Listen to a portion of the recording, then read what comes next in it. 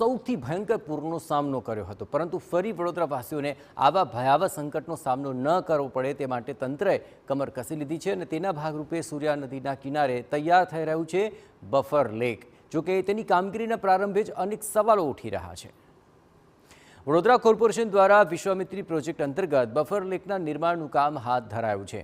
દેણા ગામ પાસેથી પસાર થતી સૂર્યા નદીના કિનારે CSR હેઠળ તળાવ બનાવવાની કામગીરી શરૂ કરવામાં આવી છે। લગભગ 5 હેક્ટર જમીનમાં 25 કરોડ લીટર પાણીનો સંગ્રહ કરવામાં આવી શકે એ રીતે તળાવ બનાવવાની આ યોજના છે। તંત્રનો દાવો છે કે આ લેક તૈયાર થયા પછી પીવાના પાણીની સમસ્યા પણ દૂર થશે અને પૂરનું જોખમ પણ ટળશે।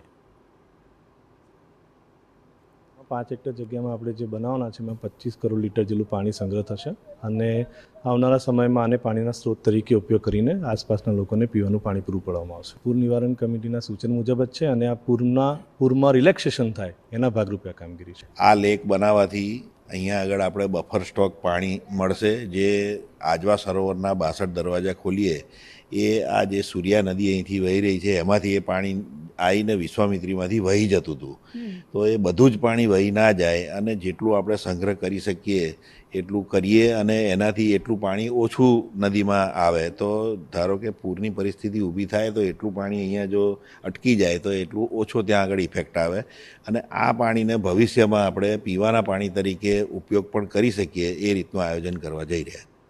આજવા સરોવરમાંથી છોડાતું પાણી સીધું સૂર્યા નદીમાંથી બફર લેકમાં આવે એ પ્રકારનું આ આયોજન છે। કામગીરી માટે હાલ 6 JCB મશીન અને 4 પોકલેન અને 5 ડમ્પર આપવામાં આવ્યા છે। CSR હેઠળ વાહનો મળ્યા હોવા છતાં આ સાધનો માટેનો ડીઝલનો તમામ ખર્ચ કોર્પોરેશને જ ભોગવવાનો રહેશે। એક પોકલેનની અંદર દિવસનું 15 લીટર જ્યારે કે એક JCBની અંદર 6 લીટર ડીઝલ વપરાશે। તંત્ર દ્વારા 100 થી 125 દિવસમાં કામ પૂર્ણ કરવાનો દાવો છે, પરંતુ કામ પૂર્ણ થશે કે કેમ તેને લઈને શંકાઓ ઉઠી રહી છે। હકીકતમાં વડોદરામાં વર્ષ 2024ના ભયાનક પૂર બાદ પૂર નિવારણ કમિટી દ્વારા કેટલાક નિર્દેશ અપાયા જે અંતર્ગત જ બફર લેકનું કામ થઈ રહ્યું છે, પરંતુ જે મેઇન પ્રોજેક્ટ વિશ્વામિત્રી નદીને ઊંડી કરવાનો છે તે હજુ ટેન્ડર પ્રક્રિયામાં જ અટવાયેલો છે। ત્યારે સવાલ તો એ ઉઠી રહ્યા છે કે આવતા ચોમાસા પહેલા શું આ બધા કામ પૂર્ણ થશે ખરા?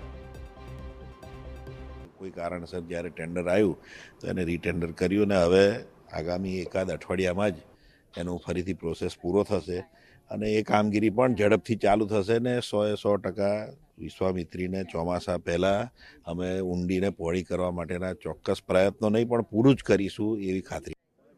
ચોમાસા પહેલા કામ પૂર્ણ કરવાની ખાતરી તો અપાઈ રહી છે। પાલિકા માટે મોટો ખર્ચ કરવાની પણ તૈયારી કરી છે, પણ જે કામ હજુ શરૂ જ નથી થયું તે પૂરું કેવી રીતે થશે તેને લઈને સવાલ છે। વર્ષ 2024માં આવેલા વિનાશક પૂરે વડોદરા શહેરને હચમચાવી દીધું હતું।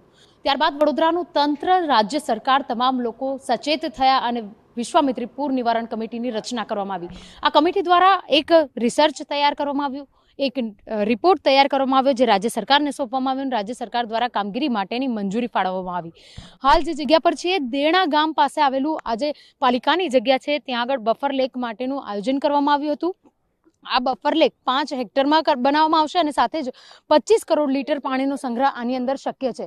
ત્યારે જે રીતે પૂર નિવારણ કમિટી દ્વારા તમામ જે આદેશ આપવામાં આવ્યા હતા, તમામ જે કામો સોંપવામાં આવ્યા હતા તેની કામગીરીની શરૂઆત થઈ ગઈ છે અને આજે બફર લેક છે તે એક CSR હેઠળ કરવામાં આવી રહ્યું છે, તો જેના માટે થઈને આગામી 15મી જૂન સુધી આ કામગીરી પૂર્ણ કરવા માટેની આશા રાખવામાં આવી રહી છે।